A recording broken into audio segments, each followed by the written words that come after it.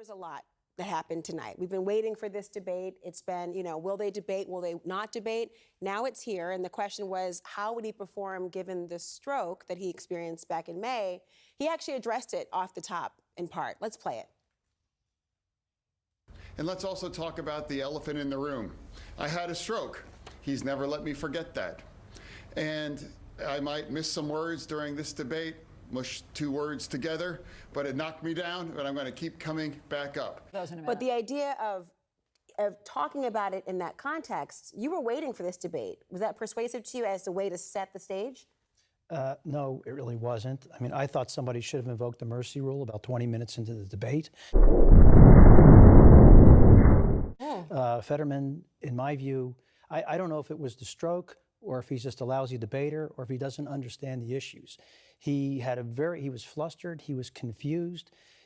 He should not have been out there. And I've had a number of people say, why is this guy even on the ballot right now after that? Now, I don't know that debates matter that much, but if people watch that, they're going to question his capacity to serve. The bar was set very low. It should have been set lower. As you watched that? So listen, Dr. Oz has the advantage of a career in TV. He's an excellent communicator, but that wasn't why he won tonight's debate. He hit on every major issue that voters are focused on. The economy, crime in Pennsylvania, huge issue, energy. He had substance behind him, and there was this unifying general election message. I want to be careful because I think some of the most consequential leaders in history have had different kinds of disabilities. I don't think it should preclude someone from serving.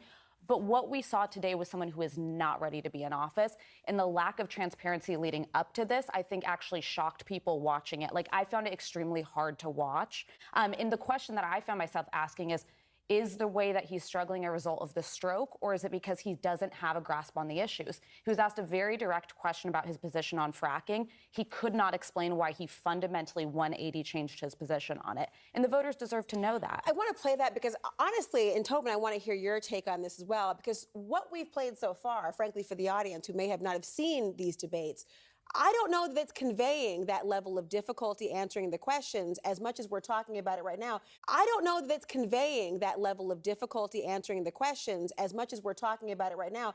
I want you to respond, Tobin, but let's play the moment that you're saying, Alyssa, that really is suggestive and illustrative of the point you're making.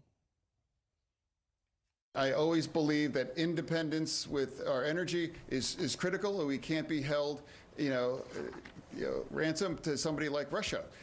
I've always believed that energy independence is critical, and I've always believed that, and I do support fracking. I do want to clarify something. You're saying tonight fracking, but there is that 2018 interview that you said, quote, I don't support fracking at all. So how do you square the two? I do support fracking, and I support fracking, and I do support fracking.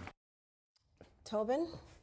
Yeah, the fracking answer that he gave was one of the lower moments in a generally tough performance. In the interviews, he was much more sort of clear-spoken than what I'm hearing now. Because I feel like we've been hearing a lot about all the things he did wrong, and I have no skin in the game in this particular race, but I'm glad we played something that did demonstrate. I didn't think that it was something that was so problematic compared to the juxtaposition that we showed earlier. I didn't think that it was something that was so problematic compared to the juxtaposition that we showed earlier. Well, it just seemed like these answers were not particularly coherent. And I'm being kind when I say that. On energy, Pennsylvania's the second largest gas producing state in the nation. I wanted to hear him explain his evolution. He couldn't do it. I support fracking. Well, he didn't, but he couldn't explain it. We wanted to hear him talk about crime and his role on the Board of Pardons.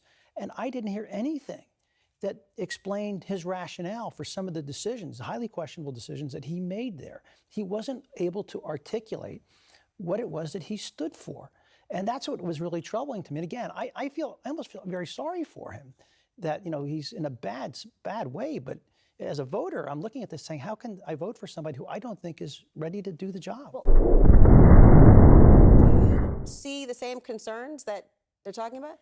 I think the strengths of President Biden as a campaigner line up in some ways with the strengths that that Fetterman has still as a campaigner, despite his impairments. I think he connects at the level of values with voters. I think his campaign is connected or made that a very intentional focus. His kind of blue-collar branding, I think, does make some of the lack of polish a little bit forgivable. This is the battle for control of the Senate. I think even more than the competence of the candidate, that's going to be a decisive to put a finer point on this discussion, Joe Biden's very prone to gaffes. I've been critical of gaffes and misstatements and sometimes struggling to get, different sentences out. But I've never been concerned that he has a grasp on the policy issues, even if I disagree with his policies. This was a candidate where I was genuinely unclear if he understood how to address crime, how to address the economy and inflation. And then when he did try to lob attacks on Oz, they didn't land. It didn't seem like he had a full grasp. He went after him on he wants to cut Medicare and Social Security. Oz was ready for it, and he wasn't able to articulate. So I'm not a Pennsylvania voter, but the momentum was very, very clearly on Oz's side here. I don't ever recall in the Statue of Liberty did they say, take our tired, huddled masses and put them on a bus and use cheap political stunts about them. What did you think, Charlie? That was a good. That was his best answer. That was one of his better answers of the night. But again, I'm just still astounded. I'm still stunned by what I witnessed tonight, and that and they should have had more debates. By the way, I was one of the people. And this is a big state. There should be at least 2 debates, probably 3. One in the Philadelphia market, Pittsburgh market, and like tonight in Harrisburg.